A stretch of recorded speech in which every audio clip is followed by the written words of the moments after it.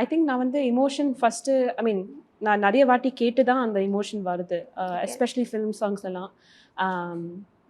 ஒரு வார்த்தை சொல்லணும், அந்த டெக்னிக்காலிட்டி வந்து ப்ராக்டிஸ், அதுதான். நான் சின்ன வயசில் இருக்கிற ப்ராக்டிஸ், இப்போ இருக்கிற ப்ராக்டிஸ், அவ்வளோதான். Technicalities and emotion I don't think are two separate things. So நீங்கள் சொல்லும் போது இப்போ சின்ன வயசுலன்னு சொல்லும் போதே அவங்களோட தாத்தா வந்து ஒரு பெரிய ரோல் வந்து இதில் ப்ளே பண்ணிட்டாங்க. நாங்கள் பார்த்துருக்கோம் அந்த சீரீஸ்லாம், நீங்கள் தாத்தா கூட பாடியிருக்கும் போது அந்த கர்நாடிக் மியூசிக், அந்த எக்ஸ்பீரியன்ஸ் பற்றி ஷேர் பண்ணுங்க. யா, ஆக்சுவலி நான் வந்து தாத்தா கூட சின்ன வயசுலேருந்தே இருக்கிறத நான் பாடுவேன். தாத்தா வந்து எனக்கு ஒரு பெரிய inspiration. He's actually self dot. So எங்கேயுமே படிச்சிட்டல. ஆனால் தாத்தா வந்து he Singh all the time, எப்போவுமே பாடின்னு இருப்பாங்க. ஸோ அது வந்து சின்ன வயசுலேருந்தே I got in to that habit. தாத்தா எப்பவுமே பாடி நான் கேட்டு படித்து, அவ்வளோதான்.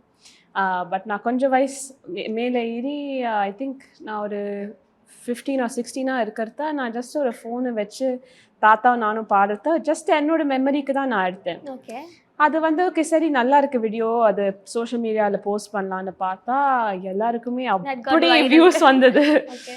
அதுக்கப்புறம் தாத்தாக்கு நிறைய ஃபேன்ஸ் இருக்காங்க. தாத்தா வந்து எப்போ சென்னை வந்தாலும் தேர்ஸ்டேஸ் தாத்தாவோட தாத்தா தாங்க நீங்கள், அந்த மாதிரி அவருக்கே நம்ப முடியல.